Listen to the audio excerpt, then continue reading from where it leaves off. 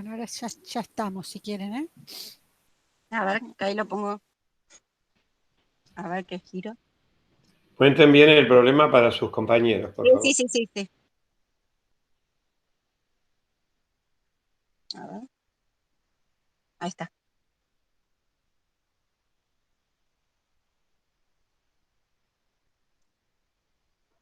Ahí está. Bueno, ¿ahí me escuchan? Sí, sí. Sí, Eli. Bueno, vamos a hablar de las propiedades magnéticas de las ferritas mixtas de zinc. El grupo, bueno, estoy yo y Alejandra Guerrero. Yo voy a empezar a introducir el problema así que se los voy a leer el primer inciso y voy a empezar a explicarles. Y ahora para pasar, no me pasa. Ale, ¿vos podrás pasar? Ahí está. Bueno, el primer inciso dice, se sintetizan ferritas mixtas de hierro y zinc en bulk con cantidades crecientes de zinc, siguiendo la fórmula general zinc, hierro 3 menos X, oxígeno 4. Estas ferritas se pueden considerar sustituciones por zinc de parte del hierro presentes en la magnetita. Dice, en un tiempo se razonó que esta adición de zinc podrá llegar a mejorar las propiedades magnéticas del compuesto, en particular su magnetización de saturación. Dice, a primera vista esto puede parecer contradictorio. ¿Por qué? Describa las propiedades magnéticas del zinc. Bueno, nosotros lo primero que hicimos con Ale fue ver que el zinc es un elemento que tiene la capa D completa, por lo cual vamos a tener un momento magnético cero, ya que no tiene un spin, y encima es un metal de transición y está quencheado, por lo cual el momento magnético se hace cero. ¿Vale? ¿Ahí me pasás? Pero lo que mostraba el problema, que a medida que nosotros pasamos de una ferrita, de una espinela inversa de una ferrita de zinc, a medida que empezábamos a sustituir con ciertas cantidades de zinc, ahí lo indicas perfecto, la magnetización subía. Esto es contradictorio, ya que uno supone que al poner un elemento que no es magnético, debería bajar la magnetización o el momento en función de la cantidad de zinc que uno va adicionando. Bueno, esta es la parte contradictoria. Se ve que para la magnetita el momento va aumentando cuando voy adicionándolo con zinc, hasta un momento que baja drásticamente. Entonces, esta es la contradicción que plantea el problema. Entonces, lo primero que voy a empezar a hablar es de la estructura de la magnetita. ¿Vale? Si me pasás, lo que está al costado lo voy a decir después.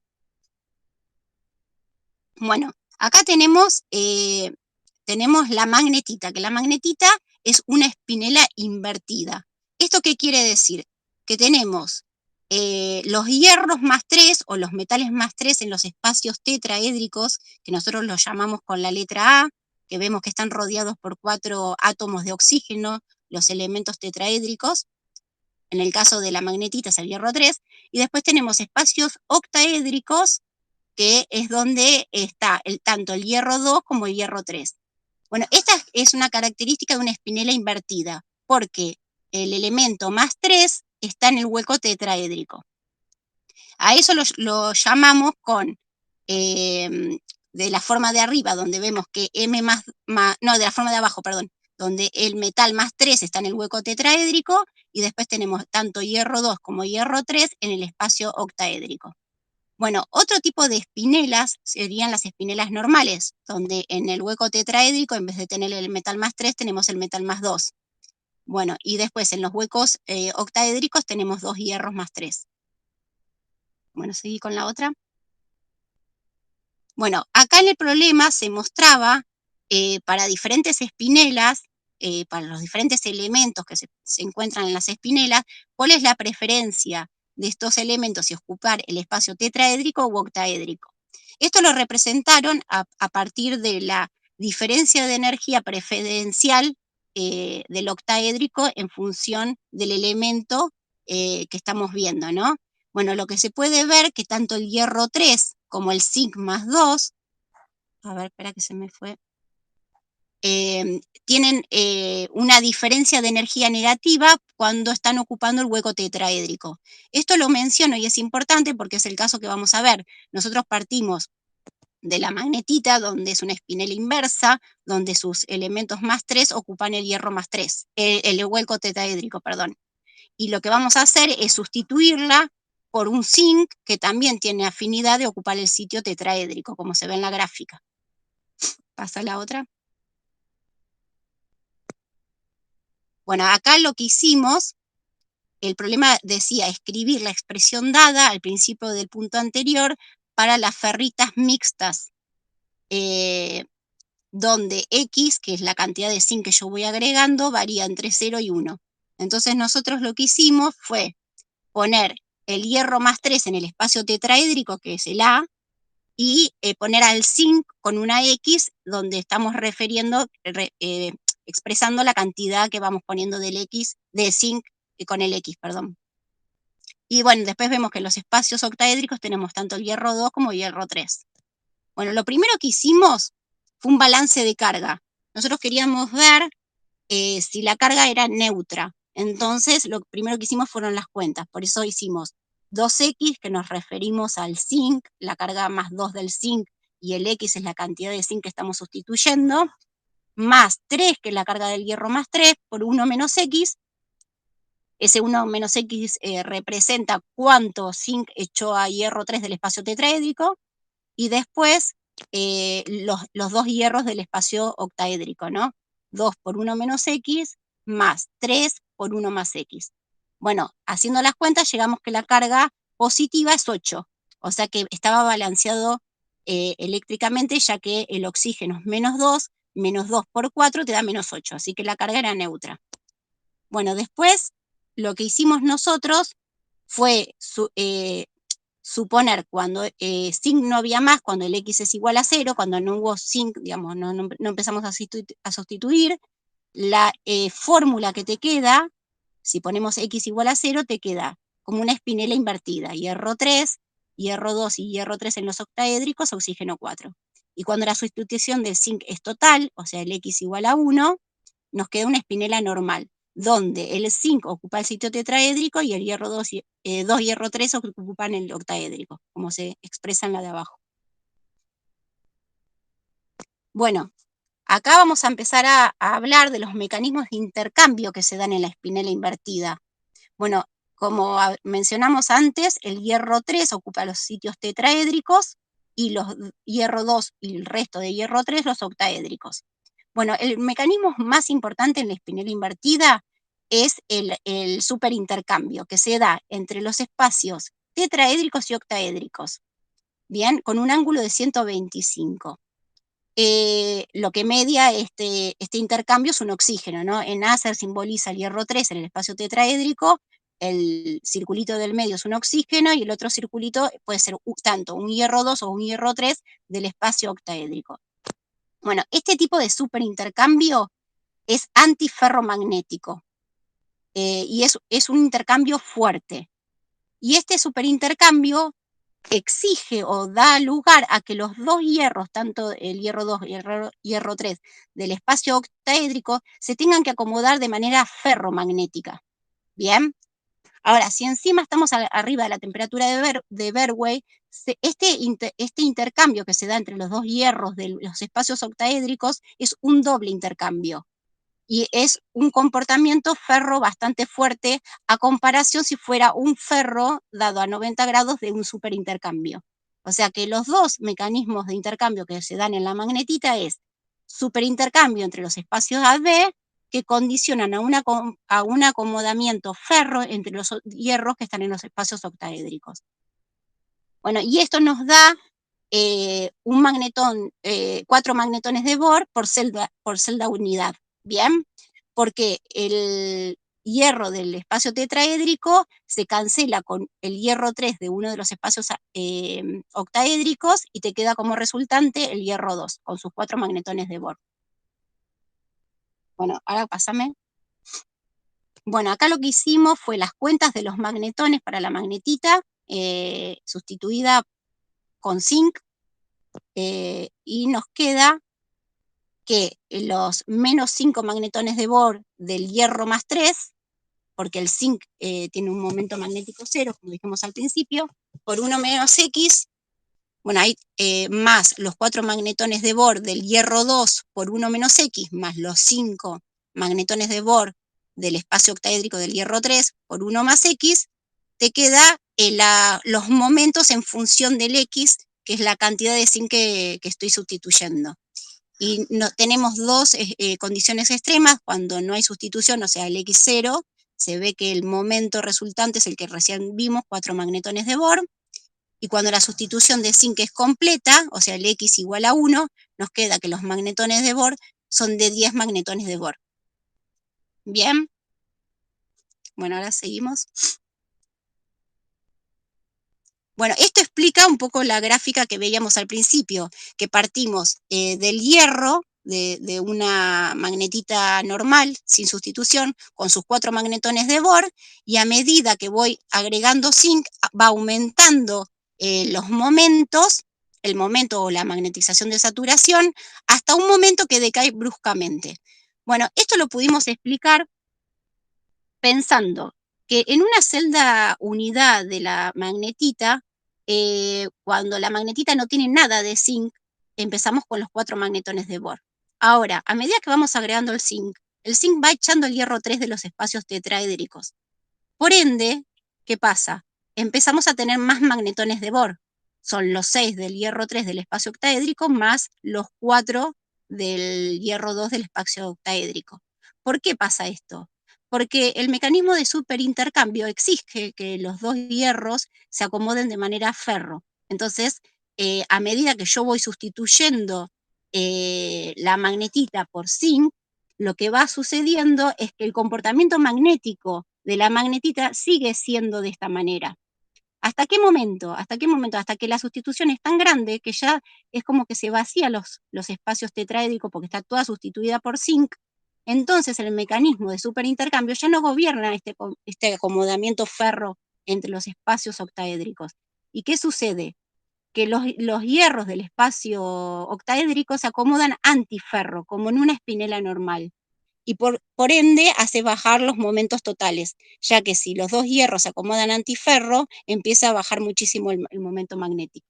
Bueno, esto sería lo que explica la contradicción de que uno sustituyendo por un elemento no magnético incrementa la magnetización de saturación y de golpe decae por el comportamiento de antiferro que sucede cuando la sustitución es completa. A ver, pasale. Bueno, y acá, por último, tenemos la estructura de una espinela totalmente sustituida, o sea, una espinela de zinc, donde se ve que tiene una espinela cúbica, como lo que habíamos mencionado, donde los zinc más 2 ocupan todos los sitios tetraédricos y los hierro 3 los sitios octaédricos, y el mecanismo que gobierna esta espinela es de superintercambio, pero a 90 grados, lo que da lugar a un acoplamiento antiferromagnético, por lo cual hay una gran bajada de la magnetización de saturación. Se ve que la temperatura de Néel es baja, de 10 Kelvin, y otra cosa que nos interesó y que lo quisimos poner es que en varios trabajos que hemos visto del grupo, estudiaron los defectos de las ferritas de zinc y vieron que ciertos defectos en la estructura cristalina del zinc genera un comportamiento ferro. Y esto se debe a que se forman clústeres de hierro que hacen que el comportamiento sea ferro en vez de antiferro. Se acomodan los hierros de tal manera que genera un efecto ferro. Nada, queríamos mencionarlo solamente. Bueno, yo creo que ahí sí, Ale, ¿no? ¿Ale? ¿Estás ahí? Sí, estoy. Ah. Ok, estaba prendiendo el micrófono. Un segundito. Ay, ¿dónde la tengo? Acá. Bueno, ¿me escuchan? Sí, Alejandra, te Sí, escuchamos. perfectamente. Ok. Bueno, entonces ahora vamos a estudiar cuáles son las propiedades magnéticas de estas ferritas mixtas. Entonces, estas ferritas mixtas tienen esta fórmula química que aparece aquí, donde este M puede ser cualquiera de estos elementos. Entonces, acá lo que tenemos es ese gráfico de momento magnético en función del contenido de zinc.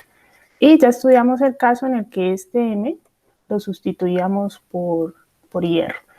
Entonces, de este gráfico, pues vemos que el comportamiento es similar, ¿no?, al que describimos anteriormente. O sea, para pequeños contenidos de zinc, lo que vemos es que hay un pequeño aumento de ese momento magnético de esas ferritas y en algún punto comienza a disminuir. Y que esto pues se contradice un poco con los resultados teóricos que estarían representados por estas líneas punteadas. Entonces, más adelante vamos a ver, bueno, por qué ocurre esto. Primero, entonces, calculemos los momentos magnéticos para estas ferritas mixtas. Entonces, estas ferritas tienen una estructura tipo espinela invertida, como esta fórmula acá que aparece representada, excepto las ferritas de manganeso, porque esas ferritas de manganeso tienen una estructura tipo espinela cuasi normal. Veamos entonces por qué. Bueno, acá entonces tenemos una tabla con los momentos magnéticos de esas ferritas y también tenemos este gráfico de la variación de la energía preferencial octaedral para diferentes iones magnéticos, ¿no? Entonces, en el caso de la ferrita de manganeso, lo que vemos acá del gráfico es que el manganeso más 2 prefiere ocupar los sitios tetraédricos, tal como aparece aquí. Pero se observa que aparece un pequeño porcentaje en los sitios octaédricos, en los sitios B. Y por eso se dice pues que esta ferrita es una ferrita tipo espinela cuasi normal, porque hay este pequeño porcentaje de ese ion divalente en los sitios octaédricos. Bueno, para las otras ferritas, vemos que son ferritas invertidas, que los iones divalentes aparecen en los sitios octaédricos. Y aquí encontramos pues una pequeña, bueno, contradicción entre lo que nos muestra el gráfico y lo que aparece en esta tabla, por ejemplo, para la ferrita de cobalto. Aquí vemos que el ion cobalto más 2 prefiere ocupar un sitio tetraédrico. Sin embargo, como es una ferrita invertida, ese ion aparece en estos sitios octaédricos. Bueno, entonces ahora vamos a calcular los momentos magnéticos para esos iones en los sitios A y B. En el sitio A, entonces, para la ferrita de manganeso, pues tenemos estos iones de hierro más 3 y manganeso más 2. Cada uno tiene un momento magnético de 5 magnetones de Bohr. Entonces, acá la cuenta es multiplicar esos 5 magnetones de Bohr por 0.2 más 0.8. Eso nos da 5. Y las otras ferritas tienen en estos sitios A, tienen el hierro más 3, que tiene 5 magnetones de Bohr. Ahora, en los sitios octaedrales, tenemos pues la combinación de hierro más 3 y el ion divalente. Entonces, simplemente sumamos esos magnetones de Bohr. Por ejemplo, para el cobalto, el momento magnético serían 3 magnetones de Bohr. Y bueno, el hierro más 3, que serían 5. Ahora, para calcular el momento total, bueno, acá ¿por qué lo sumamos, no? Porque como lo explicó Eli, la interacción entre sitios BB, en esas espinelas invertidas, es ferromagnética, ¿sí? Y para obtener el momento total, entonces lo que hacemos es restar el momento magnético del sitio A con el sitio B, porque los sitios A y B se acoplan antiferro. Y nos da estos resultados. Si ustedes ven bien, estos momentos magnéticos pues corresponden a los momentos magnéticos de estos iones divalentes, ¿no? Que sería como en el resultado principal. Y esos valores teóricos divergen un poco de los experimentales, porque aquí, pues en este modelo tan simple que estamos usando, pues se han despreciado la contribución, por ejemplo, al momento orbital, y pues también se ha supuesto que estas espinelas son invertidas y son puras, ¿no? Bueno, entonces, regresando a este gráfico que hemos hecho hasta ahora, pues hemos calculado los momentos magnéticos para estas ferritas, o sea, sin sustitución de zinc. Para el cobre, pues nos da un magnetón de Bohr, para el níquel 2, por ejemplo, para el manganeso 5. Ahora, entonces, ¿por qué aumenta ese momento magnético cuando aumentamos el zinc? Entonces, como lo explicó Eli, lo que sucede es que el momento magnético de este ion, de hierro más 3 en el sitio A, pues va a disminuir, ¿no? Cuando aquí incrementamos este contenido de zinc, y este de acá va a aumentar, este momento magnético va a aumentar, entonces eso explica este ligero incremento. En algún punto, cuando seguimos sustituyendo zinc, entonces esta interacción, ¿no?, entre estos iones A y B se hace muy débil, y lo que va a entrar a dominar es la interacción entre los sitios B.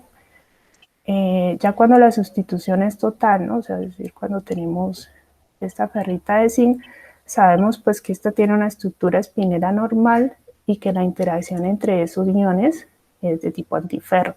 Entonces eso explica aquí esta disminución. Contrario a lo que ocurre, digamos, en el modelo teórico, el que predice un aumento continuo pues de ese momento magnético, porque en ese caso estaría aumentando la magnetización, el momento, perdón, de estos iones más 3, ¿no? Que de hecho estarían, de acuerdo con este modelo, tendrían un acople ferromagnético, aunque eso pues no ocurre experimentalmente. Bueno, entonces esa sería la explicación. Ya para terminar, me gustaría mostrarles unas cuentas rápidas de cómo calculamos estos momentos magnéticos teóricos, ¿no?, que representan estas líneas punteadas en este gráfico. Entonces, por ejemplo, acá tenemos la ferrita de cobre, que es una espinela invertida. Le agregamos zinc, ¿no? Ese zinc va a desplazar estos iones de hierro más 3 en los sitios A, y va a aumentar esos iones en los sitios B. También va a haber acá una disminución de cobre. Podemos hacer, pues como lo explicó Eli acá, un balance de carga para verificar que efectivamente esta ecuación está balanceada, y calcular el momento magnético. ¿Cómo? Entonces, bueno, el zinc no contribuye porque tiene un momento magnético de 0. Aquí tendríamos la contribución de los iones de hierro más 3, que serían 5 magnetones de Bohr por 1 menos X. Tiene un signo menos porque se acoplan antiferro esos iones A con estos iones B. Y aquí sumamos el del cobre y el del hierro 3 más. Entonces el del cobre es un magnetón de Bohr por 1 menos X, y el de hierro 3 más, 5 magnetones de Bohr por 1 más X. Entonces eso nos da esta expresión en función de X. Cuando X vale 0, obtenemos un magnetón de Bohr para la ferrita de cobre, y cuando X vale 1, los 10 magnetones de Bohr para la ferrita de zinc. Bueno, y este proceso lo repetimos también para las demás ferritas. La ferrita de níquel, sustituimos hierro, tenemos esta expresión para el momento magnético, lo mismo también para el cobalto, ¿no? Entonces lo que va variando es sacar estos valores. Y finalmente para la ferrita de manganeso, que es esa espinela cuasi normal, y obtenemos entonces que el momento magnético es 5 magnetones de Bohr más 5 magnetones de Bohr por X. De nuevo, sustituyendo X0 y X igual a 1, tenemos los valores que estaban dados acá en este gráfico inicial, ¿no? Digamos, para el manganeso 5 aquí, para la ferrita de manganeso, y aquí la ferrita de zinc 10. Bueno, y eso sería todo.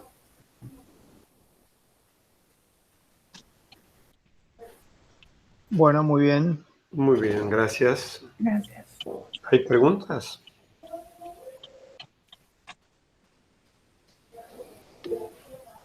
Nico levantó la mano. Buenas chicas, ¿cómo andan? Uy, perdón. Hola, Nico. Gracias. Hola. Bien.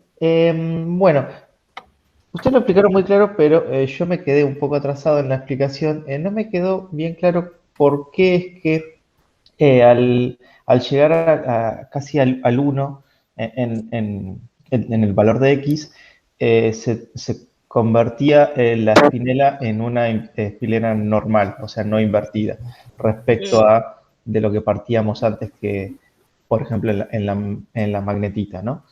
Y esto también era asociado a que debido a eso era que se disminuía el momento magnético, pero claro, como que me queda eso dando vuelta, no entiendo muy bien. Si querés, Ale, se lo explico yo eso. Sí, dale. Nico, el tema a mí me quedó claro así.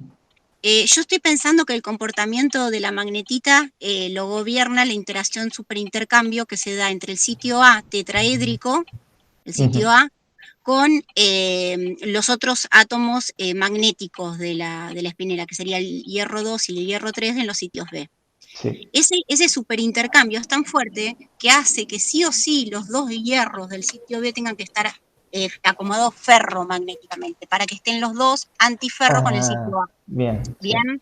eso Perfecto. es así.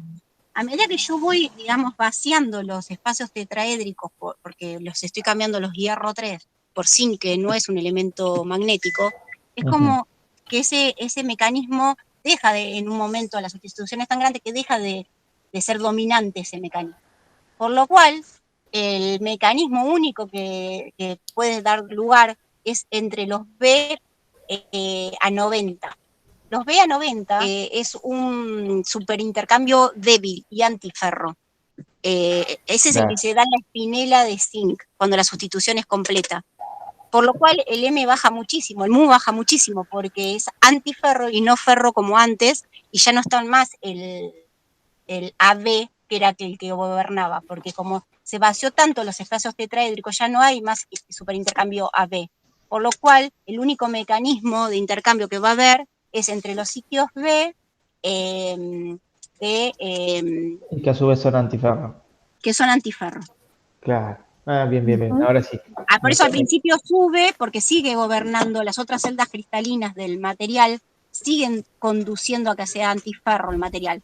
Pero cuando el vaciamiento ya es tan grande, empieza a ya no existir, porque ya el elemento hierro 3 en el sitio tetraédrico empieza a desaparecer.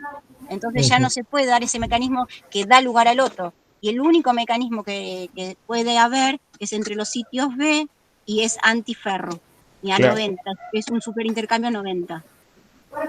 Perfecto. Muy clarísimo. Muchísimas gracias. ¿Más preguntas? Sí, más preguntas. Necesitamos al menos 2 preguntas más. Qué malo, Pedro. No. Es lo mejor. Yo tengo Sí, una Víctor. pregunta. Pero fue algo que se me ocurrió, puede que no suceda, pero se me ocurrió, así que voy a preguntar.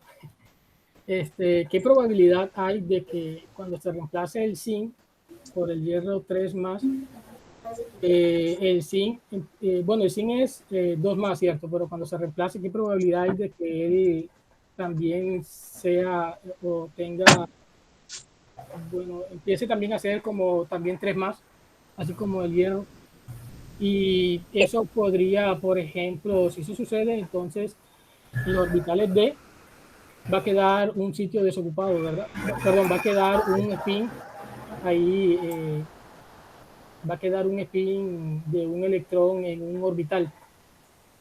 Entonces eso no podría afectar ahí o podría tener algún efecto así como lo que ustedes están mostrando. Porque, bueno, yo veo en las gráficas esas que ustedes mostraron y ahí se observa de que a bajas concentraciones que podría ser un diluido, ¿cierto? En ese material, que es de alrededor de un 20% o menos, la magnetización aumenta, que podría, no sé, de pronto deberse a eso, ¿no? No entiendo bien la pregunta. No logro entender. A ver si entendí, Víctor, estás preguntando si el zinc podría ir a un sitio B. Y creo que Sí, también el zinc podría plantea que el podría 5 pasar, pudiera si el ser 3 zinc más, ¿no? Creo que Ah. también planteó eso. Eli, no vos le se- podés eso no se contestar puede. eso. Claro, El no zinc se podría puede. ser 3 más. Claro, eso depende de los elementos. Cada elemento de la tabla periódica tiene posibilidades de estar en forma iónica diferente. Yo creo que el zinc 3 más no existe. O sea, no, el zinc puede estar como 2 más. O sea O que sea, químicamente no es estable tener y en la tabla zinc. periódica siempre nosotros tenemos, digamos, las posibilidades de en qué formas catiónicas pueden estar los elementos. Y el zinc 3 más es algo que para mí no puede existir químicamente. Ah, ok. Juliano Sí. levantó la mano. No sé, Víctor, si está contestado. Sí, no, se me ocurrió porque yo dije, bueno, ¿qué tal si el zinc pasa a ser 3 más y de pronto como Claro. queda un orbital ahí con un orbital en el D con un solo spin, eso podría contribuir a la magnetización. Así que Víctor, en realidad el zinc no puede ser 3 más, lo que sí puede ocurrir, y de hecho ocurre en algunas ferritas que tienen defecto, que el zinc ocupe sitios octaedrales como más 2. Eso podría ocurrir. Claro, Sí. Por ahí eso sí agrego algo, ¿no? En el zinc la carga nuclear aumentó mucho, por ejemplo, respecto del hierro, ¿no? Porque tiene un número atómico mayor, unas unidades más, pero al fin de cabo mayor. Entonces, los electrones de la capa D están más atraídos, son más internos y y más provocar difícil ahí arrancar. claro, sacar un electrón más de la capa D para hacerlo 3 más es Claro. energéticamente desfavorable, ¿no? Entonces no va a ocurrir. En general no va a ocurrir. Tal vez haya algún caso raro en que eso pase, pero no, como dijo Elisa, no va a Además, pasar. no se No puede es estable. ionizar tan fácilmente. Ok. Juliano levantó la mano. Sí, ¿qué tal? Se entendió clarísima la presentación. Lo que sí me surge una duda cuando veo esa diapositiva, justamente.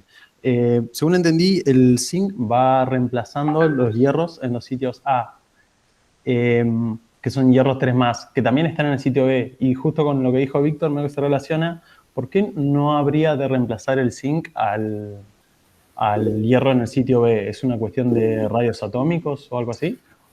Eso lo explicó Claudia en la charla, que a mí me quedó re claro. Cada elemento tiene como prioridad de ocupar o un sitio tetraédrico o un octaédrico. Eso va a depender, primero, que si el ion tiene más carga, por ejemplo un más 3, va a preferir estar rodeado de más oxígenos negativos. Por ende, los más cargados prefieren los octaédricos. Creo que era así. Ahora, cuando vemos en la espinela no se da esto, justamente pasa que los que tienen más carga son más chiquititos y prefieren los tetraédricos, pero en realidad cada elemento tiene una afinidad por un espacio y justamente el zinc prefiere el tetraédrico que el octaédrico. Por eso Quique en el problema nos mostró esa gráfica de afinidad de dónde prefiere estar cada elemento, si en el tetraédrico o en el octaédrico, y el zinc prefiere más el tetraédrico. Bárbaro, ahora sí, terminé de entender Y es todo. más, Claudia nos pasó, cuando charlamos con ella, nos pasó una tablita donde explica cada espinela con cada, porque en lo último que explicó Ale, ahí hay un cambio, en vez de ser una espinela, es una espinela con metales más 2 diferentes. Bueno, y explica en esa tablita cómo son cada tipo de espinela, cómo se da en la naturaleza cada una de las espinelas, cuando tiene cobalto, manganeso, bueno, y esa tablita en algunas cosas coincide con el gráfico de la afinidad que muestra Quique y en otros no, en otros tipos de espinela no. Claro. Esa que está ahí, sí. El gráfico ese que mostrás acá, Elisa, para que todos, creo que ustedes lo tienen clarísimo, pero no sé si todos lo tienen clarísimo. Sí. Fíjense que muestra la energía, o sea, la diferencia de energía para la preferencia de ocupar el sitio octaedral. Y que Sí. este gráfico es negativo para arriba y positivo para abajo, ¿no? Entonces, todos los elementos, hasta el cruce con la línea horizontal, tienen un delta E positivo. Entonces, no van a preferir el sitio octaedral, sino el tetraedral. Y todos los que tienen una diferencia negativa, que son los que siguen de la línea horizontal hacia la derecha, esos sí van a tener una preferencia por los sitios octaedrales. Pero igual, como marcó bien Elisa, experimentalmente se ve que no todos siguen a rajatabla lo que dice esta curva. Claro. Ujú. Claro, eso es lo que vimos para el manganeso, pero... No, ahí- para el cobalto. Ujú. Sí. Ah, bueno, el manganeso también. Bien, ¿hay alguna pregunta más? Si no, hago yo un comentario más que una pregunta. ¿No hay Yo más? quería decirles nada más que estuvo muy buena la presentación. Yo que no entendía nada, la pude seguir. Me gustó. Y una pregunta medio tonta, pero las cuentas esas que se ven, que parecen hechas a mano, ¿que están escaneadas? Porque No, es el pulso hermoso que tiene Alejandra, tiene un pulso precioso. ¿En la computadora Y está un eso? lápiz. Y una No, lapicera de Y bolsillo. un lápiz. tengo Y un lápiz. lápiz. Ah. Tengo una Claro. tablita. Muy bueno. Y un lápiz y un pulso bárbaro. Pero Está bien, se puede hacer también, ¿eh? Sí, pero me imagino en la computadora escribir eso. Sí, aquí en esta pizarrita, mira, aquí se puede escribir. Claro. Está bien, muy bueno. Bueno, gracias. Sí, claro. De nada. Después nos manda de souvenir un lapicito de esos. Yo quería hacer un comentario. Bueno, además de que coincido con Sebastián, que la presentación estuvo muy bien y que se nota que las dos entienden muy bien el problema, porque de la manera que lo explicaron se nota que lo entienden y que además no tengo nada para preguntar porque lo dijeron todo. Quiero además aclarar, bueno, que las ayudé, o mejor dicho, no las ayudé, contesté las cuestiones en la última instancia, y en particular en el manganeso, que es, como bien mencionaron, una ferrita mixta, o sea, parcialmente invertida, aunque es casi normal. Les sugerí que hicieran las cuentas como una normal porque iba a ser más fácil, y ellas lo hicieron como es, como parcialmente invertidas, así que felicitaciones por eso, porque hicieron la cuenta perfecta. No simplificaron nada, entonces lo hicieron No, para completo como nada, era. para nada. No, Eso estuvo muy fue mérito de bien. Alejandra, que insistió y salió. Estuvo muy bien, ¿no? Y está, digamos, que revela la explicación que nos dieron, cómo, conociendo la estructura, se puede entender que agregando un elemento no magnético, la estructura magnética sobre todo, ¿no? Se puedan mejorar las propiedades magnéticas de un material, por ejemplo, su magnetización de saturación, hasta cierto punto, ¿no? Con reemplazos limitados de zinc por el hierro 3 más, pero o por el hierro 2 más en realidad. Pero bueno, estuvo muy bien, la verdad que la explicación estuvo perfecta. ¿Cómo con menos se puede lograr más, no? Sí, ni hablar.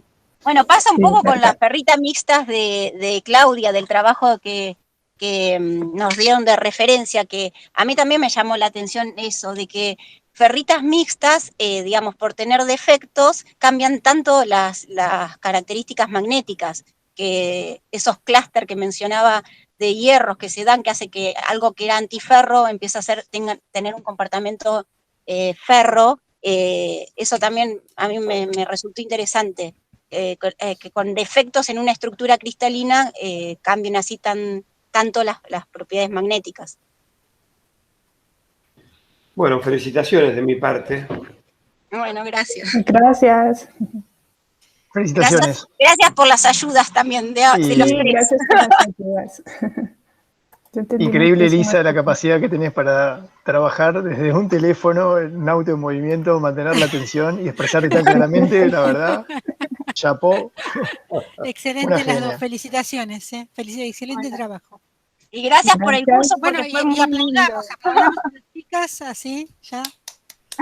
Sí, yo entendí muchísimo, que no sabía nada de magnetismo, y Elisa también me ayudó muchísimo en esta presentación. Uy, si yo la Entender ayudé, no me muchas imagino. cosas.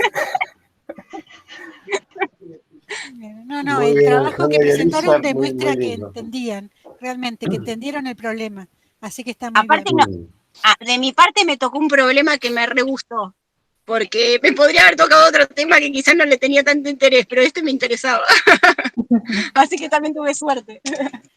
Bueno, si quieren Bien, pasamos entonces pasamos al otro al- grupo. Otro grupo. Sí, pasamos al segundo grupo. Bueno, yo ahí comparto pantalla.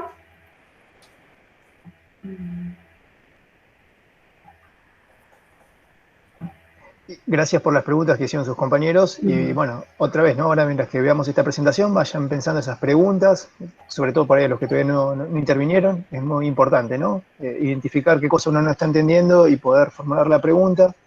Es algo que está bueno practicar, así que, bueno, los invitamos a eso. ¿Ahí se está viendo? Sí. Sí.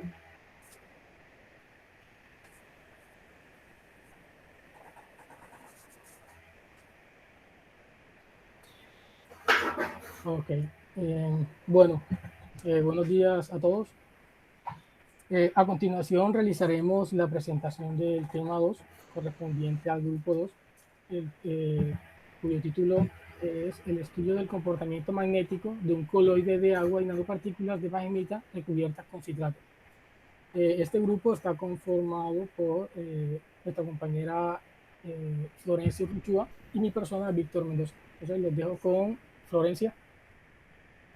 Bueno, hola a todos. Yo voy a arrancar con la presentación entonces del problema, que como bien dijo mi compañero recién, en nuestro caso tenemos un coloide, que, bueno, la definición es que es un sistema que está conformado por dos o más fases, normalmente una fluida y otra dispersa en forma de partículas. Y como bien se mencionó en el título, entonces nuestro coloide, la parte fluida va a ser el agua, y la parte de las partículas son las nanopartículas de magnemita que están recubiertas con citrato. El problema nos daba el diámetro de las nanopartículas, que era de 10 nanómetros, y el diámetro de la nanopartícula recubierta, que era de 16 nanómetros. A su vez, también nos daba la información de la magnetización másica espontánea de las nanopartículas de magnemita, que es su fórmula, que tenía esta dependencia con la temperatura. Nos daban el valor de la magnetización másica a temperatura cero y el valor de la constante alfa.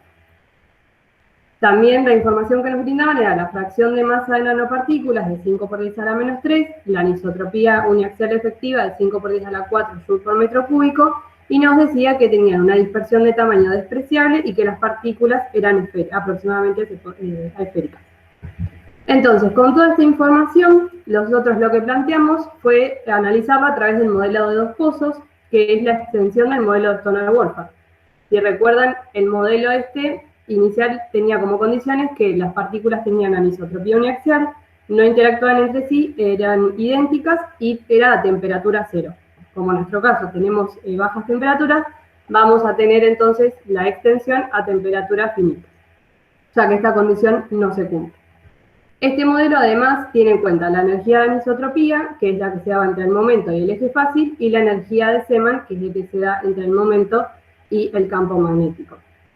Si recuerdan, el modelo de dos pozos entonces presentaba esta gráfica entre la energía y el ángulo que se forma entre el momento y el campo o el eje fácil cuando estos son paralelos, es decir, que el momento va a estar ubicado paralelo al campo o al eje fácil con un ángulo cero o con un ángulo pi. Y entonces los momentos van a poder pasar de una dirección a la otra siendo activados térmicamente. Entonces, estos momentos van a tener una frecuencia de salto, dada por esta expresión, que a temperatura cero representan el modelo de Stoner-Wolfram, en donde no va a existir esta frecuencia de saltos. Pero a otras temperaturas finitas sí va a haber esta frecuencia, y los momentos van a presentar un tiempo de relajación, que será la inversa de la frecuencia de saltos, que es, bueno, el tiempo de relajación de Neal, que está dado por esta expresión, y entonces será el momento que permanece en uno de los pozos de potencial de anisotropía. Esto se da para partículas que están en polvo o que están fijadas a un sólido. En nuestro caso, que tenemos un medio líquido, las partículas también van a poder presentar la relajación de Brown, que está dada por esta expresión, que dependerá de la viscosidad de nuestro medio, y en donde estas partículas entonces van a poder también recibir impulsos de las moléculas del medio que le van a provocar movimientos translacionales y rotacionales. Entonces, la primera pregunta que nos hacía el problema era por qué mecanismo relajaba el momento magnético de las nanopartículas a 293 Kelvin. Por lo tanto, lo que nosotros vimos fue la relajación de Neal, teniendo en cuenta las dos relajaciones de Neal y de Brown, y las ecuaciones correspondientes, teníamos todos los datos necesarios para calcularlo. Acá la diferencia era el volumen que lo teníamos que calcular con el diámetro de la partícula, que es la que sufre este tipo de relajación de la partícula, la parte magnética. Y acá es el volumen hidrodinámico, ya que esta relajación considera toda la partícula con el recubrimiento. Entonces hicimos estos cálculos para esta temperatura dada y obtuvimos que la relajación de Néel dio del orden a la -7, siendo entonces la menor entre estas dos, y indicando que es el mecanismo por el que relaja en estas partículas. En el punto 2 nos pedía graficar los componentes real e imaginario que esperaríamos obtener para la susceptibilidad en un rango continuo de temperaturas a diferentes frecuencias. Entonces, si recuerdan, la susceptibilidad magnética era un número complejo que estaba entonces compuesto por una componente real que es la respuesta en fase de la magnetización, y una componente imaginaria que estaba desfasada. En el caso de las nanopartículas, esta expresión necesariamente tiene que describir un sistema que se encuentre bloqueado, es decir, que los momentos no se muevan a bajas temperaturas, y uno desbloqueado a altas temperaturas. Para ello, entonces, se definían la susceptibilidad en equilibrio, que es para altas temperaturas, que se aproximaba con el modelo de paramagneto, de ahí sale esta susceptibilidad, o sea, la expresión de esta susceptibilidad, que es para el régimen cuando está desbloqueado, y a bajas temperaturas, la susceptibilidad en infinito, toma el modelo de Stoner-Wolfram para obtener esta expresión. Entonces, como les comentaba al principio, nosotros tenemos como dato la magnetización másica. Entonces necesitamos hacer esta relación de magnetización másica y volumétrica con la densidad para poder obtener el valor de la magnetización de saturación de esta ecuación y el valor de mu de esta ecuación. Entonces, con todos estos datos, obtuvimos la susceptibilidad másica dividiendo la volumétrica por la densidad y obteniendo esta expresión, y la másica en equilibrio y la másica en infinito de la misma manera.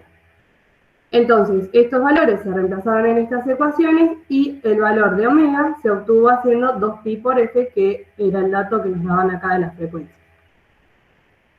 Entonces, las gráficas que se obtuvieron fueron estas. Las más altas, entonces, son las de la susceptibilidad en fase, y las más bajitas, las que están desfasadas, en donde se puede ver, como les comentaba recién, que a bajas temperaturas las partículas se encuentran bloqueadas, mientras que con el aumento se comienzan a desbloquear hasta llegar al momento en el que están todas desbloqueadas y comienzan a disminuir, como les decía, como un paramagneto de Curie que tenía la dependencia, la susceptibilidad tenía esta dependencia con la temperatura. Este punto también nos pedía graficar el módulo de la susceptibilidad, la en equilibrio, la en infinito, en el mismo rango de temperaturas, y indicar las temperaturas de bloqueo, además de explicar las diferentes partes de la curva y proponer un criterio para estimar la temperatura a partir de la medida experimental. Entonces, para obtener el módulo, hicimos la susceptibilidad en fase al cuadrado más la susceptibilidad desfasada al cuadrado, la raíz de este valor para cada frecuencia. Y para obtener la temperatura de bloqueo, sabemos que el tiempo de relajación de las partículas tiene que ser igual a nuestra ventana temporal experimental. Cuando se da esta condición, es cuando la temperatura se va a convertir a la temperatura de bloqueo. Entonces, la manera que obtenemos para obtenerla analíticamente es despejando de la ecuación de tiempo de relajación de Néel. Bueno, nos quedaría esta expresión en donde reemplazamos el tiempo de relajación por el experimental, que se obtiene haciendo 1 sobre omega. De esta manera, entonces, obtuvimos para cada frecuencia las distintas curvas, en donde, bueno, acá es la de 10 Hz, 50, 100, 500, 1000 y 5000, en donde se puede observar que la temperatura de bloqueo va aumentando con la frecuencia. Es decir, analíticamente, si lo analizamos, el aumento de la frecuencia, o sea que sería en omega, nos va a disminuir nuestra ventana temporal del experimento, por lo que para ver las partículas desbloqueadas vamos a necesitar disminuir el tiempo de relajación de estas partículas, por lo que eso va a implicar una temperatura de bloqueo mayor. Y ahí es cuando se observa entonces el aumento de la temperatura con el aumento de la frecuencia. Bueno, para analizarlas bien, acá las amplía un poquito más para que podamos ver las gráficas. El violeta, entonces, tenemos el módulo que nos pedía graficar, que se puede observar que tiene, entonces, una mayor, a temperaturas bajas, digamos, tiene contribución de las dos susceptibilidades, mientras que a altas temperaturas se ve la contribución de la susceptibilidad en fase. Vemos que entonces, bueno, con el aumento de la frecuencia, la curva en fase, que es la azul, que bueno, queda solapada y solamente se ve esta partecita, y la curva de la susceptibilidad desfasada, que es la naranja, que es este piquito, que corren hacia la derecha y se van ensanchando. Entonces, para analizar bien el comportamiento, acá dejé expresadas las ecuaciones para que me puedan seguir con lo que les voy diciendo. Se puede ver que, bueno, acá está la gráfica de la susceptibilidad en equilibrio y acá abajo la susceptibilidad en infinito, que es una línea en cero, casi. Entonces, cuando tenemos bajas temperaturas, el tau, o sea, el tiempo de relajación, va a aumentar. Y en la ecuación de susceptibilidad, si el tau aumenta, estos son los términos que van a predominar, despreciamos estos dos. Estos términos se van a cancelar porque son iguales, entonces la susceptibilidad en fase va a ser igual a la susceptibilidad en infinito, que es para el régimen bloqueado, que es lo que vemos acá abajo para la curva azul.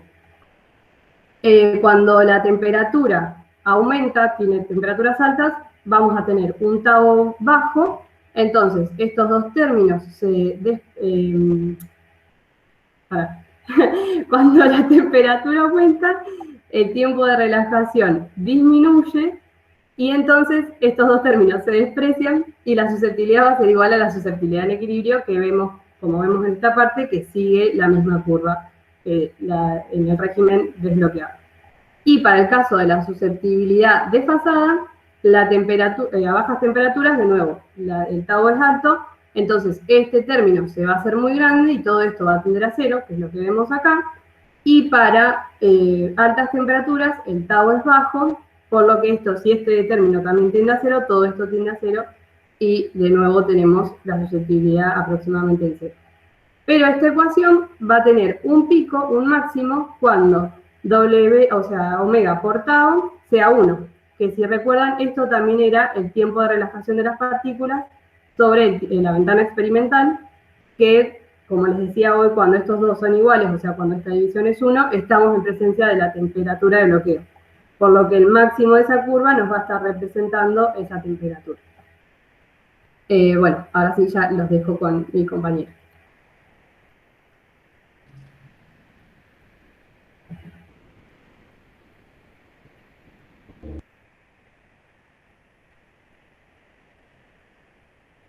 No te escuchamos, Víctor. Víctor, ya que estás preparándote, ¿hay alguna forma de que eleves el volumen de emisión tuyo? Porque yo te escuchaba muy bajito hoy.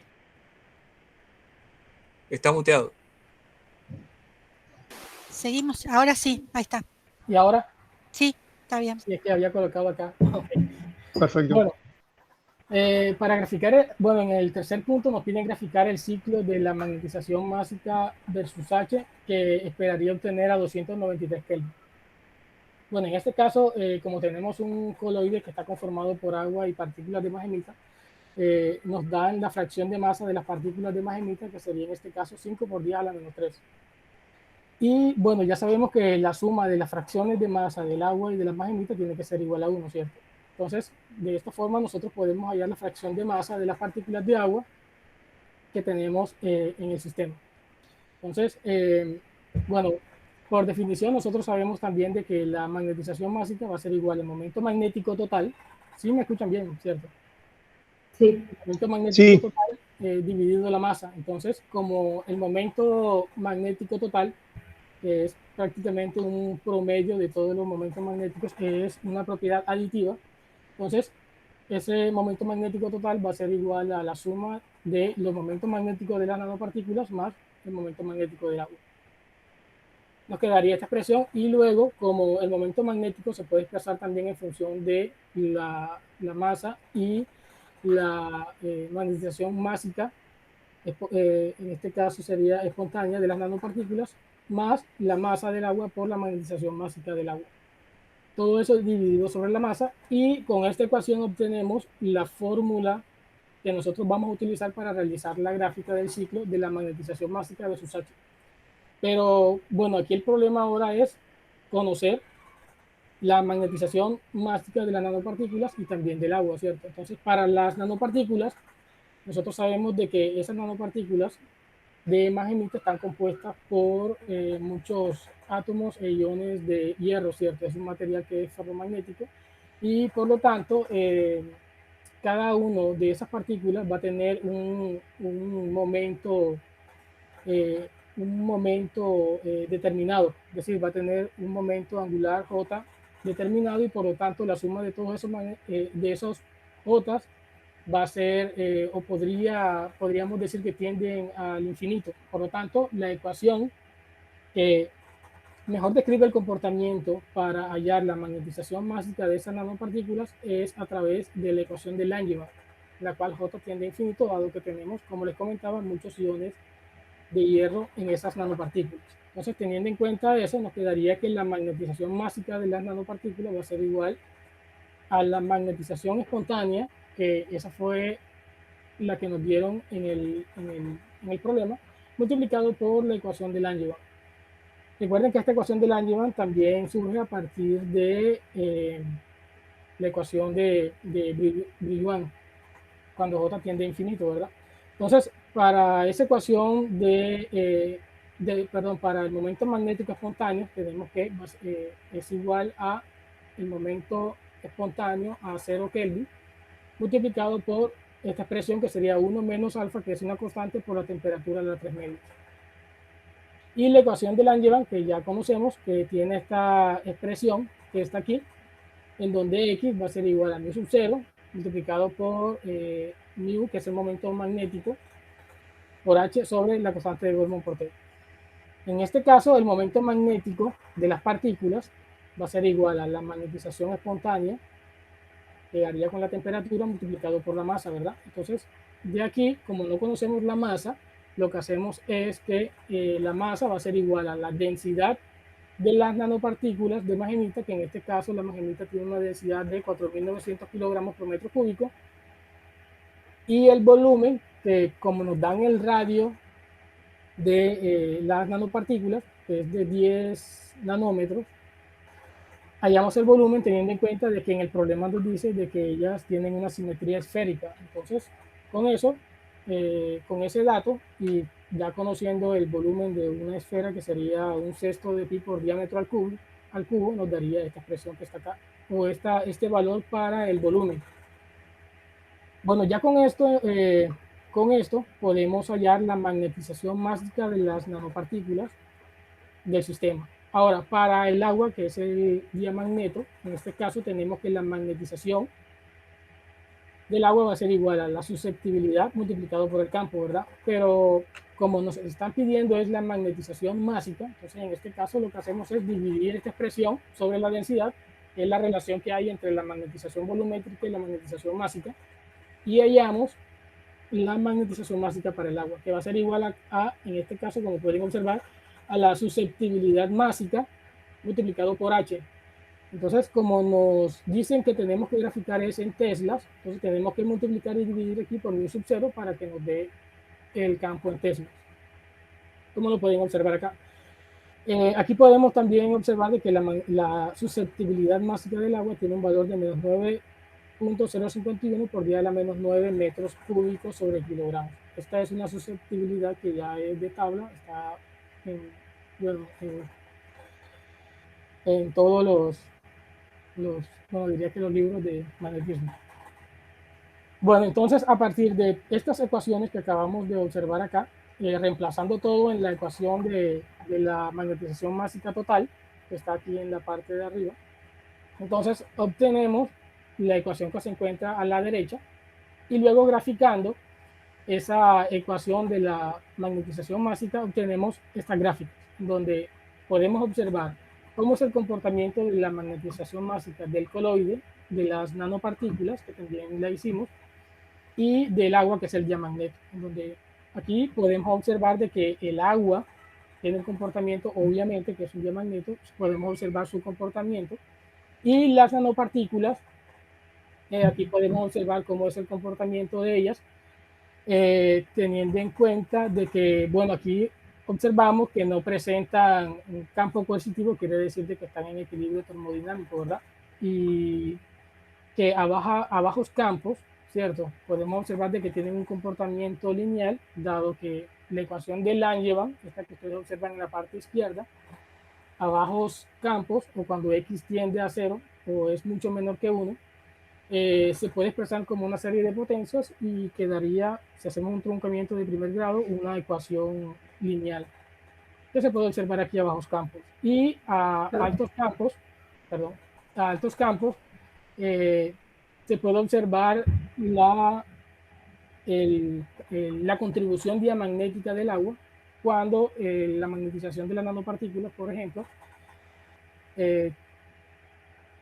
llega a su magnetización de saturación. Entonces el coloide aquí a altas temperaturas presenta o está regido por el comportamiento del material diamagnético a altos campos. Para la cuarta pregunta, nos dicen que el mismo coloide pero envejecido contiene también iones paramagnéticos de hierro 3+ en solución. La fracción de masa de nanopartículas que se disolvió y dio lugar a los iones paramagnéticos de hierro es de 5 por 10 a la menos 3. Graficar el momento magnético de la muestra envejecida en función de la temperatura para un campo de 6 teslas en el intervalo entre 4 y 273 Kelvin.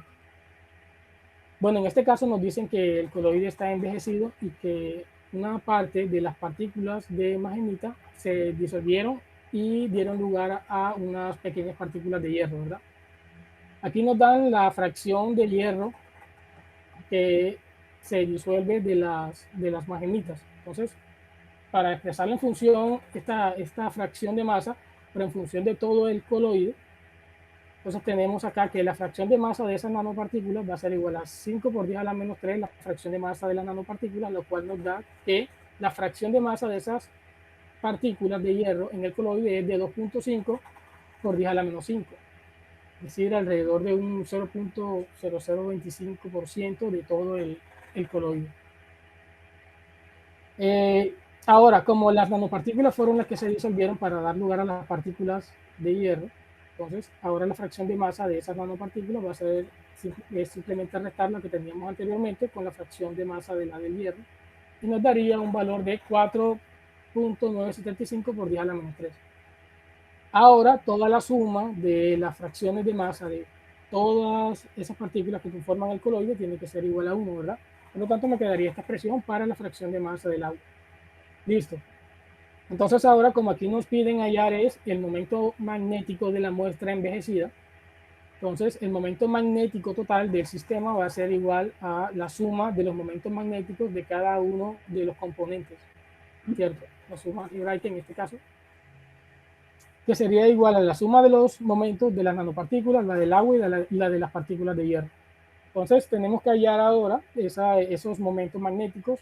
Entonces en este caso para las nanopartículas tenemos que el momento magnético va a ser igual a la masa multiplicado por la magnetización másica de las nanopartículas. Entonces ya sabemos la densidad que se la mostré en el inciso anterior, tenemos el volumen y también ya conocemos la magnetización másica, que fue todo lo que les mostré anteriormente. Para el agua, en este caso, tenemos que el momento magnético va a ser igual también a la masa multiplicado por la magnetización másica, que también es la expresión que les mostré anteriormente. Ya sabemos que la densidad del agua es de 1000 kilogramos por metro cúbico y el volumen que lo hallamos haciendo aquí la salvedad de que el agua es una partícula esférica con un diámetro de 0.27 nanómetros. Esto lo tomamos de esta forma para poder hallar el volumen, ya que el agua tiene un ancho de 0.27 nanómetros. Entonces hicimos esa pequeña salvedad aquí en este caso. Bueno, para las partículas de hierro, para hallar el momento magnético, entonces lo que hicimos fue que las partículas de hierro, como los electrones, en este caso se agrupan de esta forma en los orbitales D, entonces tendríamos aquí tendríamos 3d5 para el hierro más 3, y el momento magnético sería igual a 5 magnetones de Bohr. Y el J, que en este caso es la contribución del momento angular y el momento de spin, nos quedaría que es la suma de ellos dos, como vamos a asumir también de que L está aconchado, entonces nos quedaría un J igual a 5 medios. Ya con todo esto, entonces el momento magnético de esas partículas de hierro, teniendo en cuenta de que el J de las partículas es de 5 medios y no tiende al infinito como el de las nanopartículas, entonces es útil aquí utilizar la ecuación de Brillouin para determinar el momento magnético de esas partículas de hierro. Esta ecuación de Brillouin, que de hecho surge de la probabilidad, ¿cierto? De la probabilidad de la ocupación de las partículas en los diferentes estados. Entonces, esta ecuación de Brillouin tiene esta expresión que está acá, como está a las 5 medios, porque cada partícula de hierro tiene J es igual a 5 medios. Entonces nos quedaría la expresión que se encuentra en la parte de abajo para esa ecuación de Brillouin, en donde X es igual a mu sub 0 multiplicado por H por el momento magnético máximo, que en este caso de cada partícula, que sería 5 magnetones de Bohr. Bueno, sobre la constante de Boltzmann. Bueno, cabe resaltar aquí que estos momentos magnéticos en realidad son unos momentos magnéticos promedios, tanto de las partículas del hierro como el agua, como el de las nanopartículas. Bueno, teniendo en cuenta estas expresiones para los momentos magnéticos de cada uno de los componentes del coloide, entonces graficamos el momento magnético total en función de la temperatura, y esa curva se representa acá con el color azul, que es el coloide envejecido, en donde podemos observar de que el momento magnético empieza a disminuir a medida que va aumentando la temperatura. Eso se podría asumir debido a que a medida que va aumentando la temperatura, aumentan las fluctuaciones térmicas, y eso hace de que los momentos empiecen a fluctuar con mayor intensidad, y por lo tanto el grado de desorden de las partículas va a ser mayor, ¿verdad? Y por lo tanto, al aumentar el grado de desorden, entonces los momentos magnéticos puede que empiecen a estar dirigidos al azar, y eso puede que lleve un momento magnético al final igual a 0. Quisimos aquí también colocar el momento magnético del coloide no envejecido, que fue el que estudiamos en el punto 3, donde se observa de que el coloide, este coloide no envejecido, tiene un momento magnético siempre mayor que el coloide envejecido con la temperatura, que es la curva naranja que podemos observar aquí en la parte de arriba. Bueno, eso también se podría asumir debido a que el coloide envejecido, como ahora tiene unas nanopartículas de hierro, entonces, y ya no está conformando una nanopartícula, ¿cierto?, que tiene un supermomento. Entonces, el supermomento de las partículas que se diluyeron, entonces ya empieza a disminuir, y por lo tanto, eso hace que disminuya el momento magnético total del sistema. Bueno, ya con todo lo expuesto aquí por la compañera Florencia y de mi parte, entonces tenemos un pequeño resumen de todo lo que encontramos, y es lo siguiente. Las nanopartículas relajan por el mecanismo de Néel a 293 Kelvin, es el mecanismo anisotrópico uniaxial, mecanismo anisotrópico uniaxial. Las distintas temperaturas de bloqueo que se obtuvieron para las diferentes frecuencias indican que este parámetro no es un parámetro físico de la muestra, ya que depende de las condiciones experimentales. En cambio, el tiempo de relajación sí es una magnitud característica para un tamaño dado. En las medidas de las susceptibilidades se pudieron identificar las contribuciones correspondientes al régimen de bloqueo, bajas temperaturas, y al estado de equilibrio de altas temperaturas. En el coloide, la magnetización mágica es una propiedad aditiva donde a altos campos domina la respuesta diamagnética. El momento magnético del coloide envejecido disminuye con el aumento de la temperatura, lo cual se podría atribuir a las fluctuaciones térmicas del sistema. El coloide envejecido presenta un momento magnético neto menor en función de la temperatura con respecto al coloide no envejecido. Esto se podría atribuir a la contribución adicional de las partículas de hierro.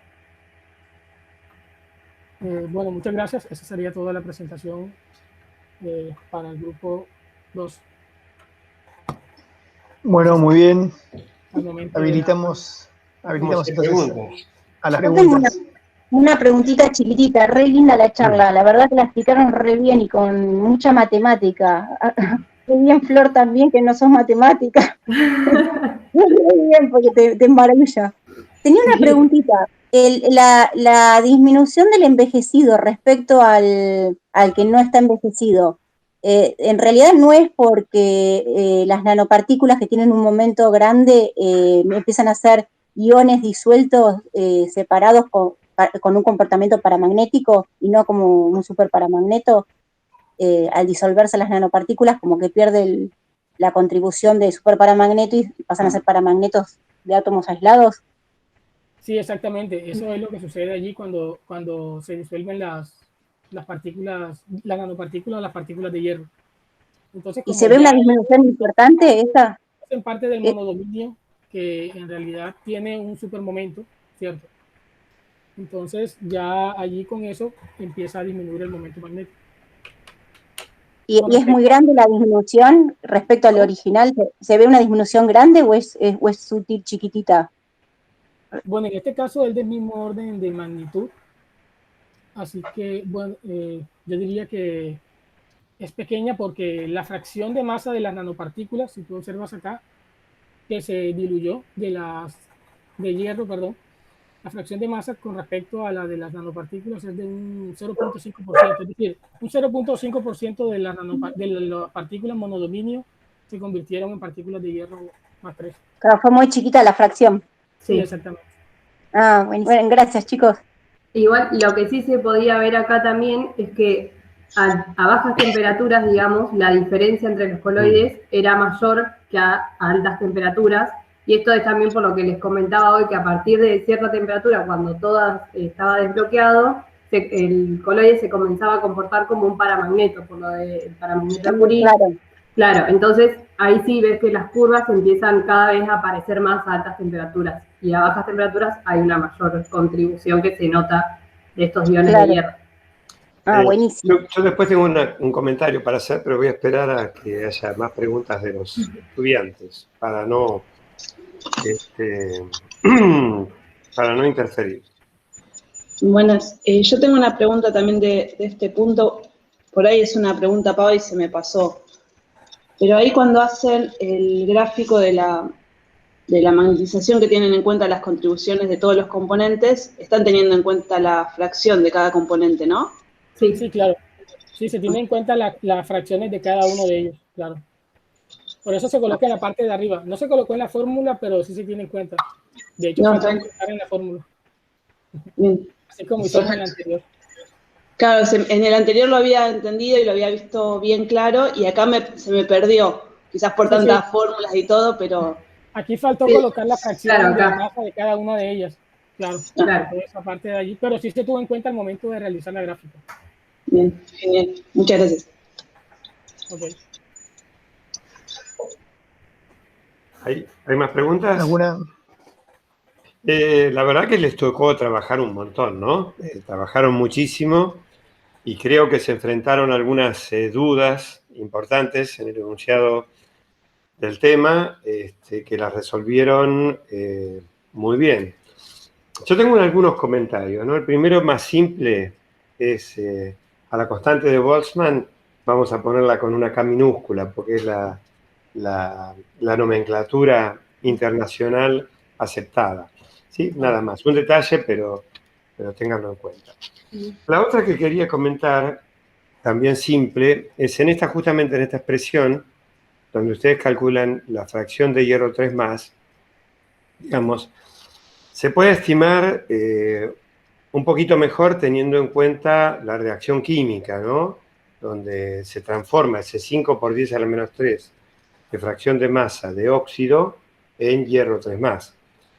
Ustedes simplemente lo pusieron como una fracción de la masa de las nanopartículas, pero hay que tener en cuenta que no todo el óxido que se convirtió en hierro 3+, es masa de hierro 3+, porque había oxígeno también ahí, ¿no?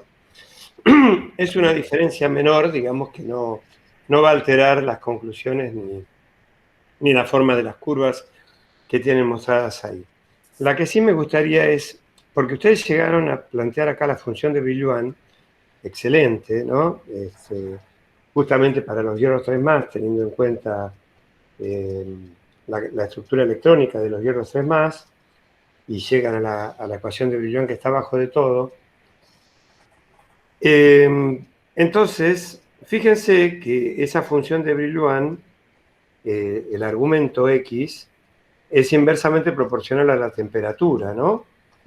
Entonces yo me pregunto, ¿por qué a bajas temperaturas, ahí donde ustedes grafican el momento de la muestra en función de la temperatura, esa dependencia térmica que tiene la función de Brillouin no se evidencia, digamos, porque la contribución paramagnética de los iones de hierro a muy bajas temperaturas podría llegar a ser muy importante, ¿no?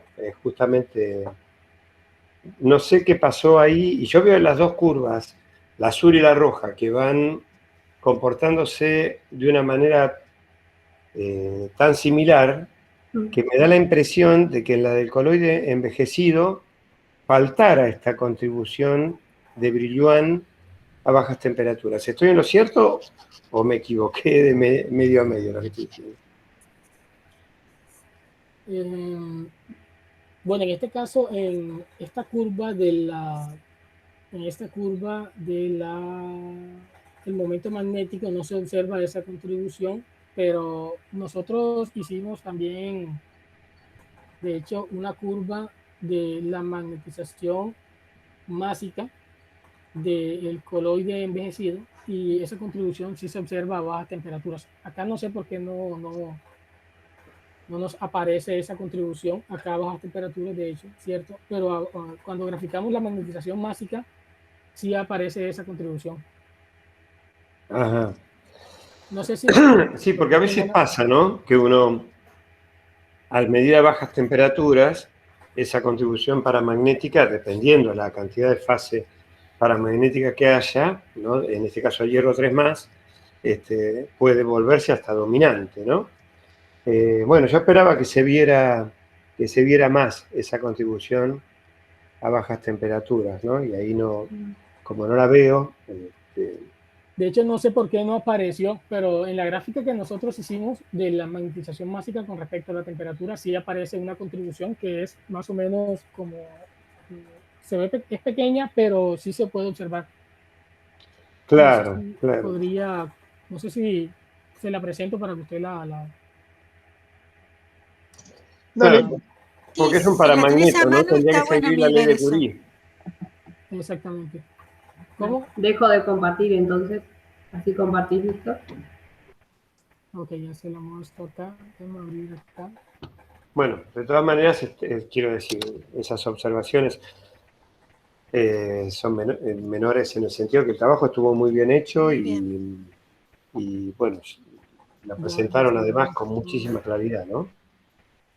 Sí, es cierto, y eso iba a decir yo, que estuvo muy bien presentado, que también se nota que entendieron el problema y que manejan todos los conceptos que se dieron en la materia, ¿no? A lo largo de todo este semestre, ambos, así que muy bien, muy satisfecha por las dos presentaciones que vi hoy. Excelente. Así que bueno, muy bien, Víctor y Florencia. Excelente. Yo tengo alguna pregunta para hacerles también, pero voy a esperar a que Víctor termine de encontrar eso y presente como para que pueda estar concentrado en eso. Aquí está. La voy a presentar aquí.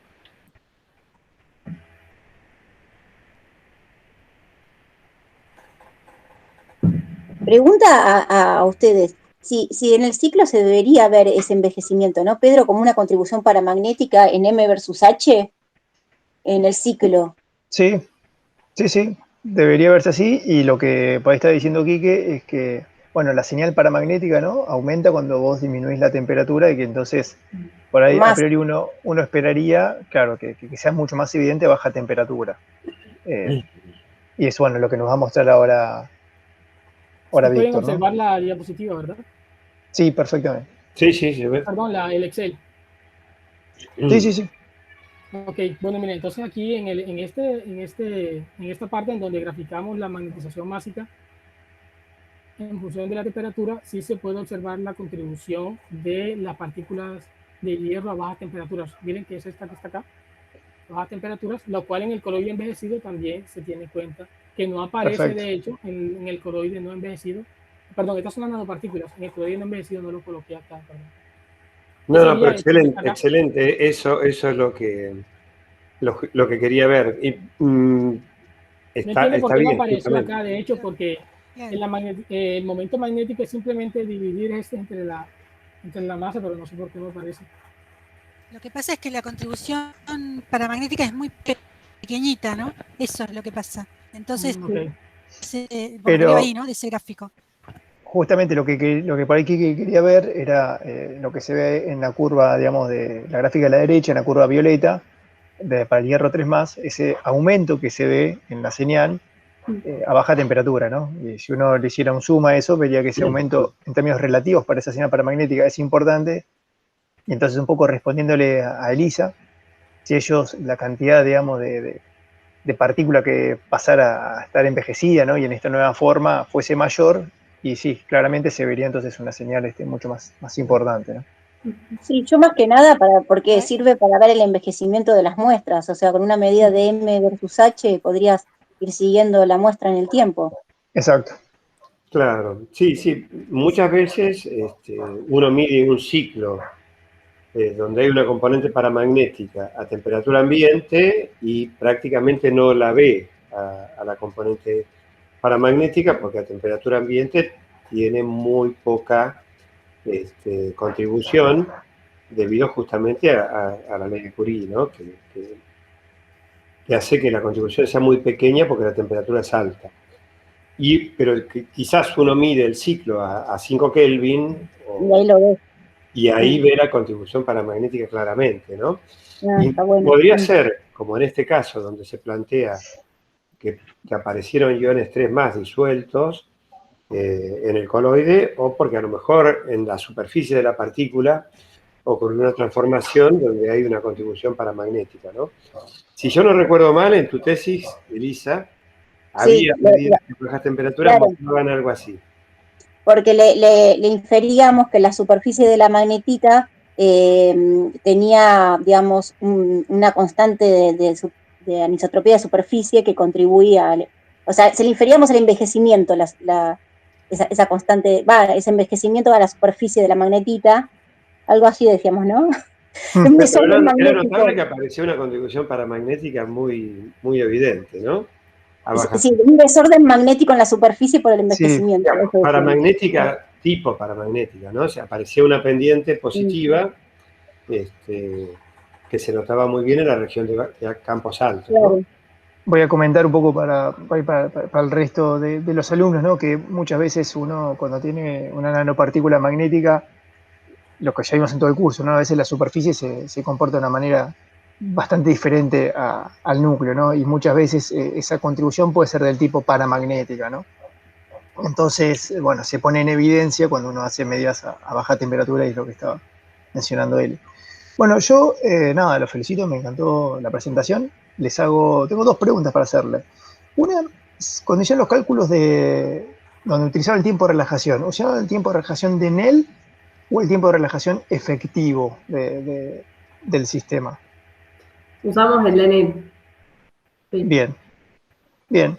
Por ahí, ¿y calcularon el efectivo o no? Bien. No. Bueno, por ahí es algo, digamos, que no está mal hacer, ¿no? Y bueno, como simplemente una cuenta, bueno, uno puede, digamos, como mejorar aún más su modelo. Es cierto que era más grande, pero tampoco llegaba a ser un factor 10, ¿no? De diferencia, entonces tal vez una pequeña corrección hubiese introducido calcular ese. De hecho, nos entró esa duda.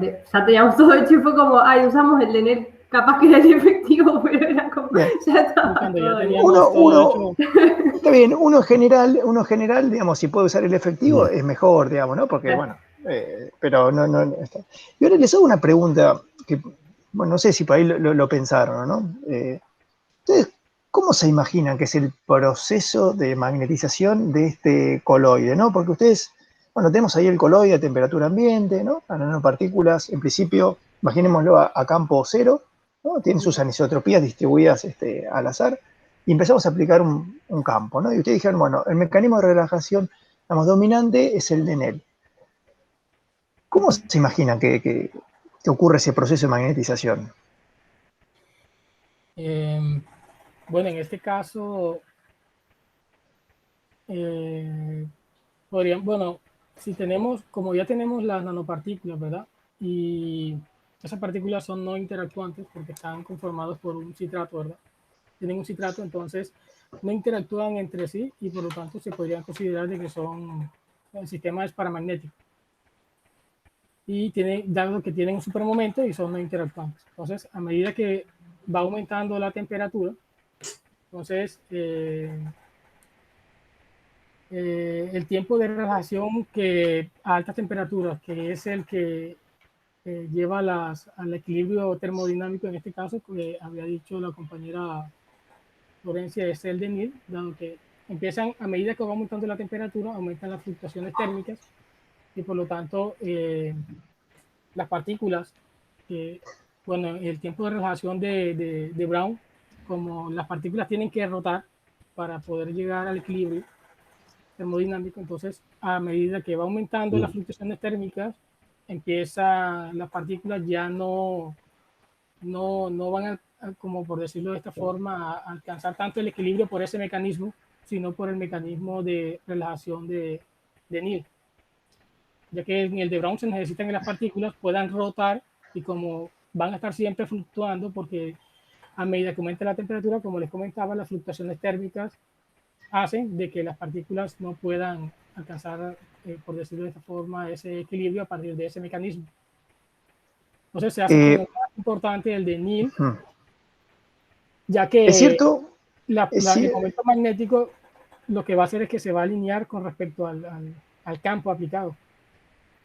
Es cierto lo que está diciendo, ¿no? Que el primer mecanismo que va a jugar un rol es el de Nil, ¿no? Eso es cierto. Ustedes lo demostraron ahí cuando calcularon el tiempo de relajación, ¿no? Ahora, si eso fuese lo único que ocurriese, el mecanismo de relajación de Nil, uno podría pensar entonces que las anisotropías, durante todo el proceso, digamos, del ciclo, están fijas en su orientación, ¿no? Porque si no hay Brown en ningún momento, es como si tuviese un conjunto de partículas que tienen sus anisotropías fijas en el espacio y que no van a cambiar, ¿no? Y la solución, digamos, la respuesta magnética de un sistema con esas características no sería una función de Langevin, ¿sí? La función de Langevin digamos, ocurre cuando uno tiene un sistema que tiene partículas libres de rotar, ¿no? Donde, digamos, sí va a haber ese cambio en la dirección de la constante anisotropía. Entonces, yo por ahí completo un poco tu idea, Víctor, y lo pienso de la siguiente manera, ¿no? Yo tengo por ahí una anisotropía, una partícula que tiene una anisotropía que está formando cierto ángulo con el campo, ¿no? No está paralelo al campo. Y entonces lo primero que va a ocurrir es una relajación de Nel, o sea, de las dos direcciones posibles, va a elegir la más favorable a través del mecanismo de Nel. Ahora, en los instantes siguientes, una vez que ya ocurrió esa relajación de Nel, ahora la partícula, como tiene la libertad de rotar, se va a empezar a acomodar en la dirección del campo el eje de anisotropía, es decir, va a ocurrir después la relajación a través del mecanismo de Brown. Entonces, primero ocurre Nel, pero después ocurre Brown. Y justamente por eso es que la respuesta, digamos, de magnetización versus campo, vos la podés describir bien por una función de Langevin. ¿Quedó claro o lo charlamos hoy? Yo me gustó esa explicación, pero tengo una duda. En realidad hay dos direcciones nada más por Nel, o para un lado o para el otro. Al no poder rotar todavía, se va a acomodar un poquito hacia el campo. Y después con la pequeña rotación de Brown, ahí se acomoda totalmente con el campo. Exactamente, exactamente. Entonces, por ejemplo, porque ustedes, imagínense esto, imagínense ese líquido que ustedes estaban trabajando ustedes, ¿no? Y le aplican un campo muy alto, ¿sí? Y lo dejamos un rato. ¿Cómo piensan que van a estar los ejes de fácil magnetización? Bueno, van a estar todos apuntando en la dirección del campo. Claro. O sea, uno indujo esa rotación de la partícula. Primero, ¿qué ocurre? Primero se acomoda lo mejor que puede con Nel. Porque claro, ellos ya vieron, Nel es el dominante, Nel es el más rápido. Entonces, primero se acomoda un poquito por Nel. Pero después, sí o sí, ocurre esa relajación por Brown. Si ustedes tuvieran un sistema donde eso no ocurriese, donde Brown no existiese, y no lo podrían modelar bien con una ecuación de Langevin. Claro. ¿Claro, Víctor y Florencia, ese aspecto? Sí. Me parece muy importante la aclaración de Pedro, ¿no? Solamente para cerrar por ahí el panorama, en este caso, lo que suponemos es que tanto el tiempo de Snell como el de Brown son menores que la ventana temporal experimental, ¿no es cierto? Entonces, lo que ocurre es que mientras están midiendo un punto, no solamente se orientó por Snell, sino que después ocurrió ese reacomodamiento de toda la partícula, como dice Pedro, mediante el mecanismo de Brown, mucho antes de que uno haya terminado de medir ese punto, ¿no? Se lo midió en equilibrio efectivamente, pero en el equilibrio termodinámico dado tanto por Snell como por Brown. Y en este caso, de todas maneras, tampoco se hagan la idea, me parece, de que siempre todos los momentos van a quedar apuntando inevitablemente en la dirección del campo, porque están las fluctuaciones térmicas, ¿no? En el caso que mencionó Pedro, él hizo la salvedad: si yo pongo un campo suficientemente grande y espero un tiempo, eso va a ocurrir, porque el campo es suficientemente grande y entonces las fluctuaciones térmicas son poco efectivas para desorientar el sistema. Si no, ocurrirá para cada campo, aún para campos pequeños, el equilibrio termodinámico, que es un poco la competencia, mejor dicho, la posibilidad que tiene el sistema de explorar todos los estados accesibles bajo esas condiciones experimentales, ¿no? Entonces, si tengo un campo muy chiquito, bueno, voy a tener una proyección neta de los momentos de las partículas, promedio, en la dirección del campo, no nula, porque esa es la situación de equilibrio, ¿no? Si no tuviera campo aplicado, la proyección neta sería cero, dado todos los mecanismos de relajación presentes en el sistema, ¿no? Pero es muy importante porque si no, uno no podría utilizar esta expresión de Langevin, porque para llegar a la expresión de Langevin solamente se tuvo como contribución a la energía, se tuvo presente la interacción Zeeman del momento de la partícula con el campo aplicado. Y eso condujo a la expresión de Brillouin y luego la de Langevin. Claro. Fíjense. El término de anisotropía sería más complejo y la solución no sería. La solución la estamos esperando, la va a dar un alumno de Pedro, que esperamos pronto, como para que tengamos una expresión analítica aproximada que nos permita resolver problemas donde el mecanismo de relajación es el de Snell, ¿no? Yo, para cerrar el tema, ¿se acuerdan en la clase que yo les dije que una de las ventajas de medir en líquido era que uno conocía la función, que era la de Langevin, ¿no? Entonces, bueno, solo por eso lo destacaba por eso, ¿no? Porque es importante saber en qué casos uno puede aplicar esa expresión y cuándo no, ¿no? Entonces, si uno tiene un polvo, bueno, ahí tiene que pensar bien las cosas, ¿no? Y solo en situaciones muy particulares uno lo podría describir con la Langevin. En cambio, en líquido, uno siempre, digamos, tiene esa herramienta a mano. Pero bueno, chicos, me encantó la presentación, ¿eh? A mí también, ¿eh? Sí, sí. Y lo bueno es que dio lugar a todas estas discusiones. Perdón, ¿puedo hacer algún comentario, no sé, algo? Sí. Cuando hoy hablábamos de eso que no se veía, de ese comportamiento que no se veía bajo temperaturas, que se lo atribuyó a que era poca la fracción de hierro que dejaba de estar en la partícula. Bueno, una forma de verificar que los cálculos están bien es aumentar eso, cambiar el dato de qué fracción y repetir así hasta que se vea algo notorio. No lo voy a hacer yo, no, digo, es lo que yo hubiera hecho en caso de surgirme la duda. Y otra cosa, una pregunta para los profesores. En este caso que vos decís, Pedro, que si con un campo muy fuerte aplicado mucho tiempo, las nanopartículas se orientan todas, ¿también se moverían en el líquido, se acumularían en algún lugar? ¿Eso cambiaría las condiciones de interacción entre las partículas o no? Bien. La fuerza, ¿no?, que uno ejerce sobre una partícula tiene que ver con, o está determinada por el gradiente del campo magnético que uno está aplicando. Es decir, si vos sos capaz de aplicar altos valores de campo, pero con una gran homogeneidad, eso no debería suceder necesariamente, ¿no? O sea, yo podría aplicar grandes torques, ¿sí?, sobre las partículas y producir esa rotación sin producir una fuerza neta, si el campo es perfectamente homogéneo. La realidad es que, bueno, a veces eso por ahí a veces no se da y uno sí puede llegar entonces a ver que las partículas se peguen contra un extremo del recipiente, ¿no? Pero bueno, tiene que ver con este aspecto que te decía Seba. Ajá. Y con respecto a la ventana temporal, eso de que la función de Langevin y si se puede aplicar o no, bueno, también se puede aumentar la frecuencia de los datos dicen de frecuencias tal y tal, y aumentarla hasta que se vea la diferencia, digamos que ya no es aplicable el modelo. Sí, sí, me parece bien. Uno podría, a lo mejor supongamos que hubiera una gran diferencia de órdenes de magnitud entre el tiempo de relajación de Snell y el de Brown, y uno se sitúa con una técnica experimental para el cual, digamos, la relajación de Snell sea rápida y la de Brown sea muy lenta, bueno, debería haber cosas diferentes, ¿no? Y para cerrar, una cosa que quería comentar es que los chicos del laboratorio, en particular Juan Orozco, no sé si alguno más lo ha hecho, han congelado coloides bajo un campo aplicado y de esa manera obtuvieron un material donde las partículas tienen sus ejes fáciles orientados, ¿no?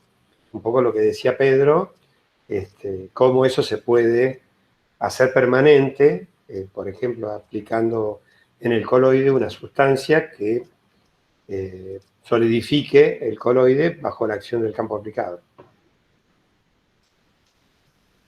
Bueno, no sé si alguien más tiene alguna pregunta respecto a ellos, a este tema. Una duda muy breve sobre el recubrimiento del citrato. ¿Es para garantizar de que no haya interacción entre las distintas nano? Perdón, también para evitar cambios en la superficie de la nanopartícula. ¿Para qué se utilizan? Yo propongo, porque digo, a no ser que Víctor o Florencia hayan estudiado el tema, que yo creo que no, porque no era el objetivo, ¿no? Es así, claro, no era el objetivo. Ellos simplemente tienen ese sistema. Entonces, propongo que por ahí comente algo Elisa, ¿no? Al respecto, que ella hizo su tesis con esas nanopartículas y ese recubrimiento. Sí, en realidad nuestro objetivo era que las nanopartículas no interaccionen entre sí, que sean partículas individuales, que haya repulsión electrostática. ¿Esto qué quiere decir?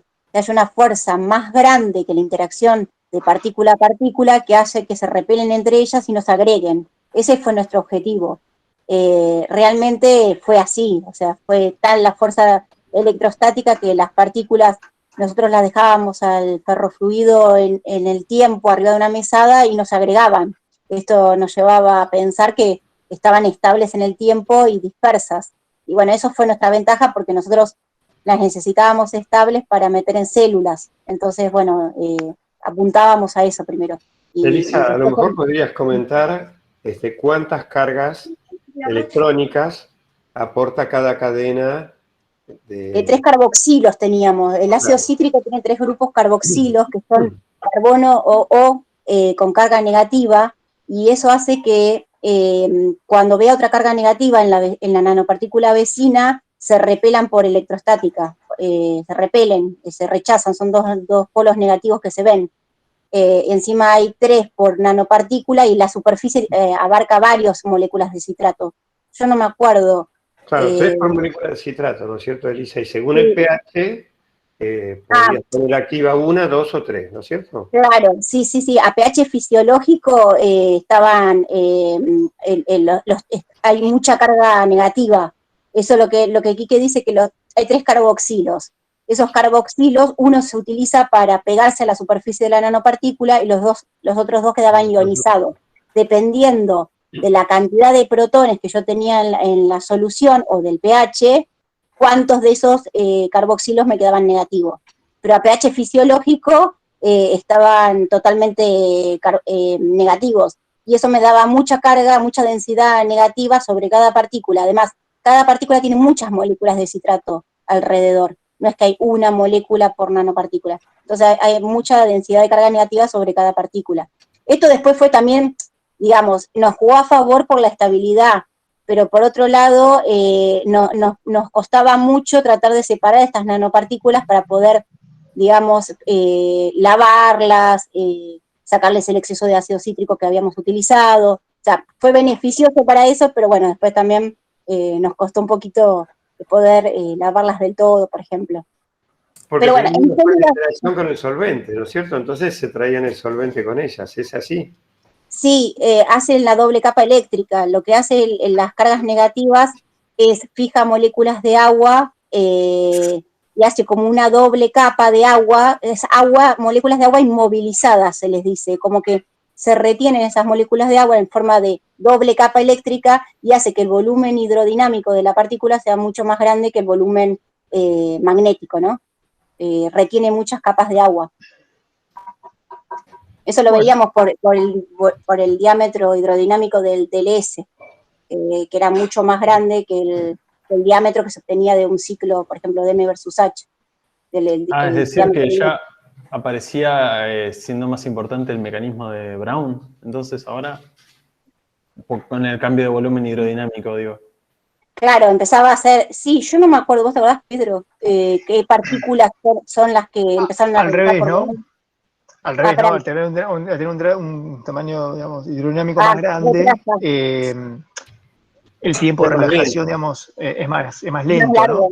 Se te aumenta el tau de Brown, ¿no? Claro. Al tener más diámetro, bueno, cuesta más girarla, digamos, como un todo. Entonces, eso hace que parezca más preponderante el de Nel, Claro. digamos, ¿no? Igual mientras no supere el tiempo de la ventana experimental del experimento, de la ventana experimental, Claro. si es de 100 segundos, mientras el tiempo de Brown sea pequeño comparado con esa ventana, va a seguir jugando un rol.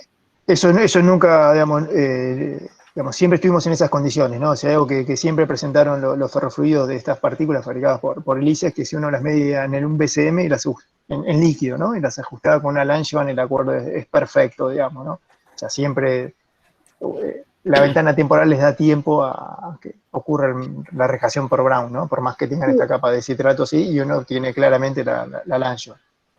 A bajas temperaturas por ahí empezábamos a ver la coercitividad, cuando hacíamos en el squid. A baja temperatura porque vos ahí estás además solidificando ya no es en un líquido, ¿no? Que no es en una matriz sólida. Bueno, una no sé pregunta si... para Elisa, Dale, Seba. ya que estás ahí. Vos hablaste del recubrimiento de citrato para que se repelan las nanopartículas y no se agreguen. Y también dijiste que esto querían que entren en las células. ¿Ese recubrimiento no afecta la cantidad de nanopartículas que entran en la célula porque no van a querer estar cerca siquiera? Había estudios, con Marcela leímos un montón de trabajos y nos convenía recubrirlo con carga positiva, porque lo mismo se podía hacer con un surfactante que nos provea carga positiva. Nosotros elegimos la carga negativa porque había un montón de trabajos que decía que la célula captaba mucho más por endosomas las partículas recubiertas con carga negativa que las positivas.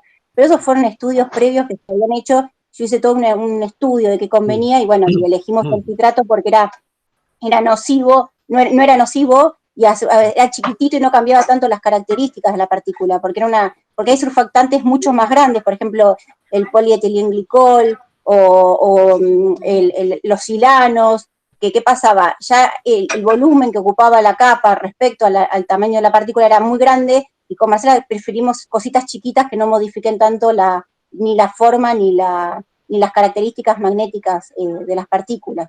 Pero Claro, bueno. una vez dentro de la célula, yo tengo una nanopartícula. La siguiente entra igual, Pero, aunque se repela.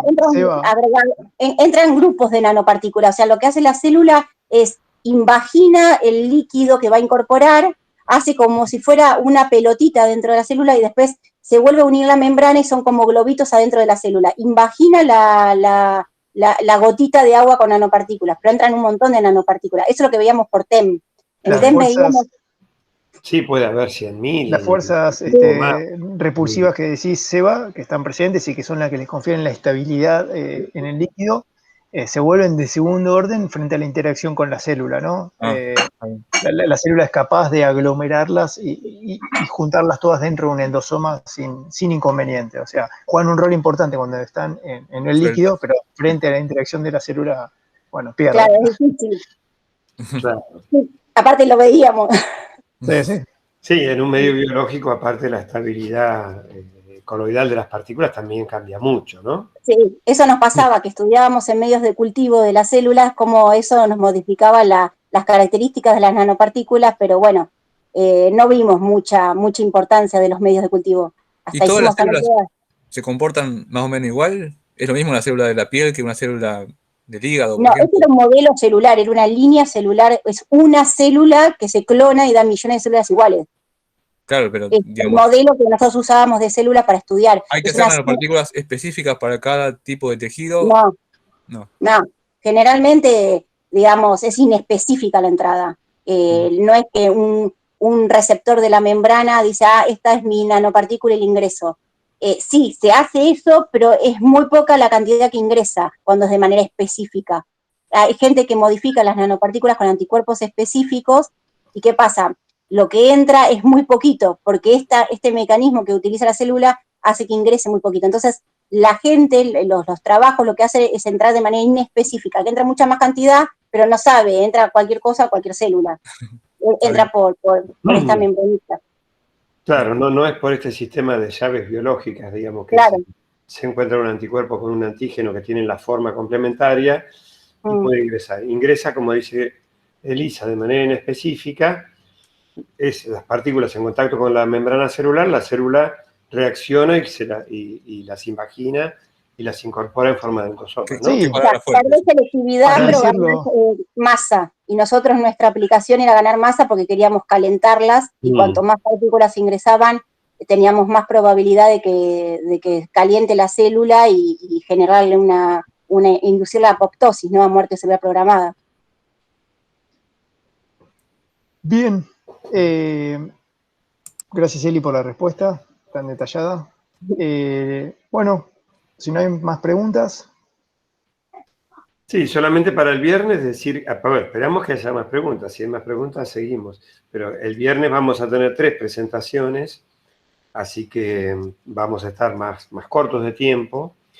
Pero si todos podemos disponer de un tiempito extra después de la 1, por cualquier discusión que se haya extendido, etcétera, no me gustaría tener que cortar, digamos, estas discusiones justamente de los trabajos finales que son muy provechosas, ¿no? Entonces, les recomiendo que, bueno, tomen los recaudos como para disponer de un tiempo extra el viernes, que además va a ser nuestra última reunión. Yo quería decir un último comentario, bueno, además de que otra vez que estuvieron muy bien los 4, muy buenas presentaciones y muy buen manejo de los temas, ¿no? Que, bueno, que perdimos varios alumnos a lo largo de esta cursada, ¿no? Creo que quedaron la mitad de los que empezaron, pero se ve que los que terminaron son buenos. Así que, muy bien. Los que sobrevivieron a las prácticas y a todo esto, son buenos. Yo nunca fui consciente de que iba a poder hacer el curso entero desde el inicio. Gracias, Quise, por eso. Felicitaciones.